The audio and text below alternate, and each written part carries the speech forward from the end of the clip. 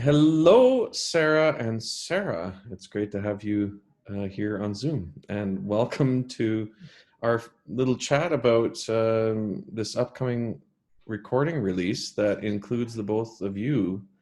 Um, so Sarah Hahn-Scinocco and Sarah MacDonald, you both had actually slightly different names when we performed this piece. It was actually 2018, if you can believe it. We performed it, so it feels like a while ago to both of us. What's been going on since then for you?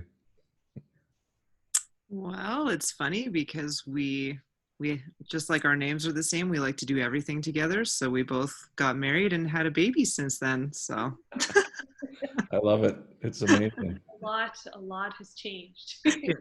yeah. Yeah, like we were saying, it's like a lifetime ago almost.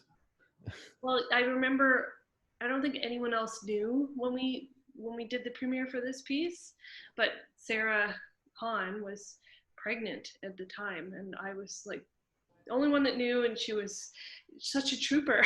I Especially the performances that no one would have known. Yeah. No, I remember. Yeah, she was saying, "Yeah, everything's okay." There was something that something going on. I thought maybe, There but was. but I didn't. I it didn't clue in for me. But then afterwards, it all made sense. Yeah. Had the flu is what I kept claiming. That's what it was. Yeah. Yeah, but you managed incredibly. Yeah, so we're talking about this piece by Peter Togni and Sarah Hahn-Scinocco. I wonder if you could tell us about how this commission came about, because we're putting this out with Luminous Voices, but it was actually you who started this ball rolling. Yeah, it's kind of crazy to think that, going back that far. But yeah, I met Peter at the Banff Center, and I was doing a residency there, and he was one of the guest artists that they bring in to work with the residents. And yeah, I just was really drawn to his music. We clicked personally, and I really liked sort of his accessible new music style. So it's new and innovative and interesting, but also moments of tonality and things that really draw you in. And I really liked that about the music that I heard him performing while I was there. And, we were just having drinks in the local, restaurant there, and got talking, maybe you could write this piece. I have this business partner who also is named Sara, and she also plays the flute. And wouldn't it be cool if you wrote a piece for two flutes for us? And knowing that he had this choral background as well, he said, "Oh, let's maybe try it two flutes with chorus," which is when I thought of you, Tim, and approached you, and that's when this idea kind of got off the ground. Yeah, I remember that conversation and thinking, this is fantastic. I mean, it was we had actually performed a work of his for a small ensemble, and I'd hit it off, and I really enjoyed spending time with him. Of course, Peter's has this Calgary connection. He lived here for quite a while in Calgary, and directed ensembles and was a church musician. So he has a real footprint here in Calgary as well. So it seemed like just a perfect connection. Mm-hmm. Um, Tell me then, Sarah M, about your experience of meeting Peter, or at least coming up with this idea, and then moving forward with a new commission.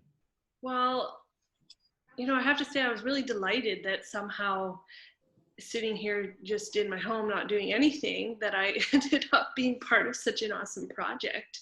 I really it's manifesting at its best, I guess. It just kind of arrived, and it was amazing meeting Peter. And I wasn't familiar with his work beforehand, but the piece, of course, is just a stunning piece, and I'm so thankful that Sara happened to have the other Sara in her mind when she was out in Banff at the restaurant, and that I got to be part of it. It felt like such a gift. So what are some of the things that maybe you spoke about with Peter? Because we applied for a Canada Council grant, and it was supported through the council, but we included a workshop so when we got to bring Peter here to Calgary while we were working on a project and involved the two of you in that, what were some of the, do you recall any of the things you talked about or some technique that was incorporated into the piece through your workshop? Yeah, we talked a lot about different kind of sounds with the flute. Peter was really interested in just like varied acoustics, something that was not traditional in the sound. And originally, I know he had a lot of key slaps in the piece, and we kind of worked it through because Sara and I are maybe a little protective. Our flutes are worth more than our cars, and so we came up with, you know, maybe a different type of sound, and it ended up just being this really ethereal part. It's the sound right at the end of the piece where it kind of sounds like some sort of haunted wind or something like that, and that's the most prominent memory I have from the workshop. Yeah, and what about you, Sarah H? Yeah, I just remember Peter being very collaborative with us and saying, well, how about this? Or this is what I'm going for, you know, can we make this sound? And just being really open to our ideas too, which sometimes composers are very open to that and sometimes they are very not open to that. So it was nice to have that experience of the workshop where we could all work together and kind of see the piece coming to life, you know, as it was being written. I remember him, you know, talking with you, and we talk a lot about breath. You know, it really, that's part of his music. It's always breathing, and I'm amazed at the kinds of sounds that you get out of your instruments that included, you know, the clicking, but also just that breath and how much the breath tone changes depending on what you're doing with your fingers or with the embouchure. So I want to, can you talk a little bit about even just the specific details of that kind of extended technique? Anything else you that was part of the piece? I remember there was pitch bends in the piece, and I love pitch bends. I just find them so like emotionally charged, you know, when you can bend the pitch, and you can't do that in Mozart and Bach, or really there's not very much where it's appropriate. And I loved the way he wrote the pitch bends in, and the flutter tongue as well. It's just such a it's almost like a more traditionally, I think of it like an aggressive technique, but he used it in such a delicate way. You know, he took colors and he was so creative with them in ways that I haven't heard done for the flute before.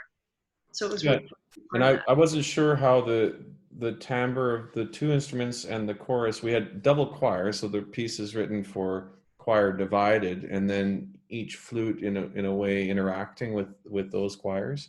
I wasn't sure about how this would balance from beginning to end, but I was amazed at how well the piece both exploits your instruments and the bottom end of your dynamic and the top end, and as well as the chorus. And we, you know, there's a lot of variation in the entire work. The other thing that I know you talked about, Sarah, was improvisation, that you did a little improv with Peter in Banff. So there's a few little elements of improvisation in the piece. Tell me a bit about that from your perspective, if you recall. Yeah. It's like I was joking that we have to dust off our brains to remember this far back after, you know, having a baby and all of that. But yeah, I remember Banff being an interesting experience for me overall in that way, where I was sort of introduced to improvisation, because as an orchestral musician, especially, never mind classical musician, but an orchestral classical musician, we are 100% glued to what music that is written for us. We don't improvise almost at all, ever. So it's a very intimidating kind of thing to do. And so I think both Sara and I were really interested in trying this kind of improvisation and adding that to the piece and seeing what we could do with it. And he did it in a way that was very like beginners, maybe the wrong word, but like easy for us to not feel too intimidated to try it, and just sort of dip our toe into that kind of venture. And at the same time, it feels organic. It definitely blends in organically with how the piece begins and exits as well in the three movements. Well, and it was like call and response improvisation between us, which I think helped. It's like beginner, but it really works. Yeah. Yeah. I know you haven't actually, aside from hearing the recording from our live performance, and I know the dates there in my mind because I've been making sure the CD liner notes have the right information. So it was February 23rd, 2018 when we premiered it, and then we actually did the recording session that evening. You must have been exhausted, Sarah, if you. I was suffering for Yeah. sure, but it was worth it. It was It worth was it. worth it. And but we've been working with the editing over time, and yeah, I'm really pleased with how the sounds of the instruments and the voices are picked up in the hall. I think you're really going to love it. Um, but it'll be fun for you to actually go back to hearing it. I didn't keep you involved. It's almost one of those things with too many cooks in the kitchen. So between Paul Chirk and myself, we did the editing, and I think it'll be a nice little gift for you to Cool. actually hear it. Yeah. And we were going to be performing this again and doing it live in Ottawa and Montreal. Unfortunately, that had to be canceled. But yes, but we definitely will plan on performing the piece again now that we'll have a recording coming out. Um, yeah, it was just it's great to work with you on this project that feels like a long time ago now. But now that we have the recording coming out, I'm really looking forward to bringing it back and collaborating again sooner than later. Totally. Thank you for doing this. Thanks for coming on and saying hi. Yeah, our Yeah. pleasure. Yeah. Thanks for having us.